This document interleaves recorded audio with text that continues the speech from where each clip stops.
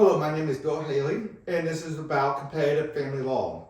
So I'm all about competitive governance within a geographic district. We're not talking about competitive governance over many different states having different governances. We're talking about within each state, each locality, you have competitive governance, and part of that will be competitive family law.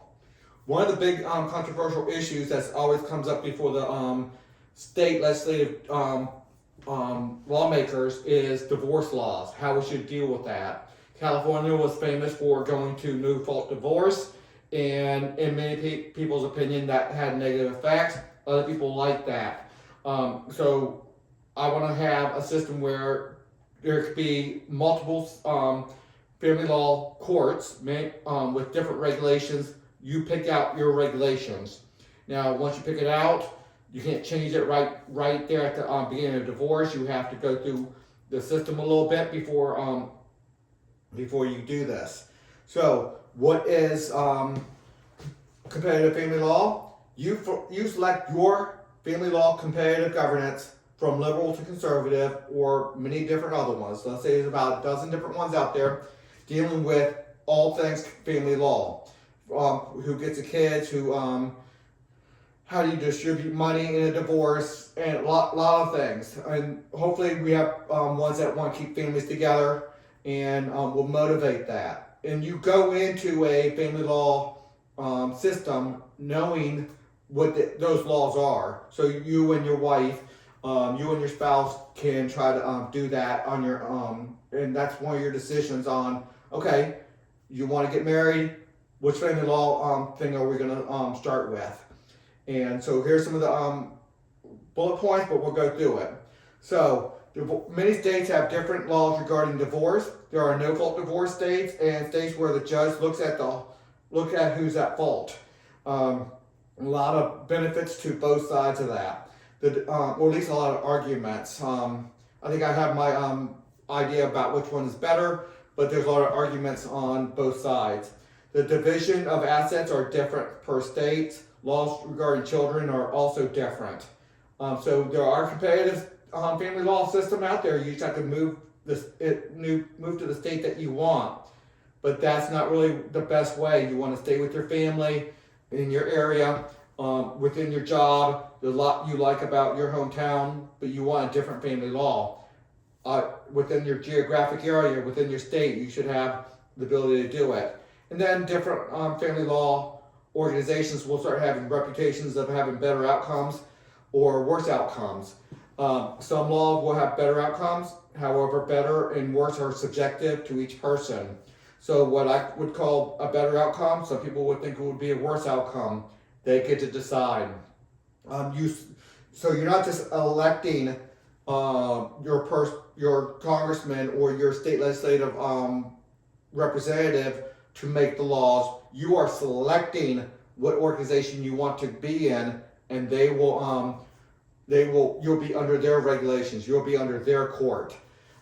So you select your family law competitive governance from liberal to conservative, and this will help stop the fight in the monopoly government from the left and the right.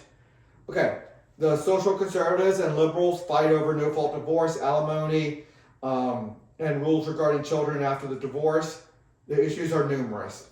In the 2020s, there were large legislative fights surrounding transgender care and parental rights. The left, right, middle, and several others factions have significant concerns and a strong desire to mold family law in their own fashion. So a lot of different ideas out there trying to mold it into their fashion. But that's what happens when you have a monopoly. When you have competitive governance in this, everyone gets their set of regulations. Religious beliefs and even the desire to avoid religious beliefs plays a significant role in desired family family law regulations. So again, that's major. Every family must select their family regulatory organization. So that is husband and wife. Before you get married, you select one that you think is going to be best for your family. And that's going to help you regulate your kids. There'll probably be a time limit on that, on one, so you can't just switch let's say you have a lot more conservative, it's much harder to get out of the marriage, and all of a sudden you can't just switch to a more liberal one, get out of the marriage. You both have to agree, and then maybe a time limit before you can switch to another family law regulatory organization. Members elect their regulatory organization's leadership, and so you first become members of one with a certain philosophical belief on how they should do family law, and then you elect your leaders to fine-tune that, and you elect your leaders for efficiency, productivity, and effectiveness of doing that family law. Regulatory organizations only regulate their members, so highly important that another court doesn't have jurisdiction over me if I didn't pick them. The only one that has jurisdiction over me is the one I pick, the one my wife picks. We have to pick together. If we're going to be married, we have to pick together. Regulatory organizations only regulate their members. This idea allows for many liberals to be governed by liberal family law regulations and conservatives to be governed by conservative family regulations. Members pay the fee of their regulatory organization. It's not, you don't get the general budget anymore.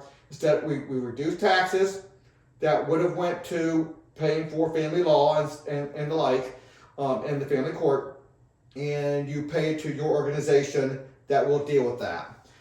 Just gather with 5% of your fellow citizens and create your own family law organization. So all it takes is 5% of the state to do that, and they will have local components to it. Your family law regulatory organizations will conduct court cases, so it's important to understand they only regulate you. Yours only regulates you, the one you became a member of. They conduct court cases. They're the one that has jurisdiction over you.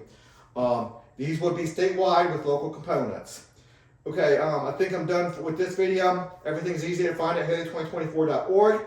It's all about competitive governance over there. Please consider a donation, and until the next video.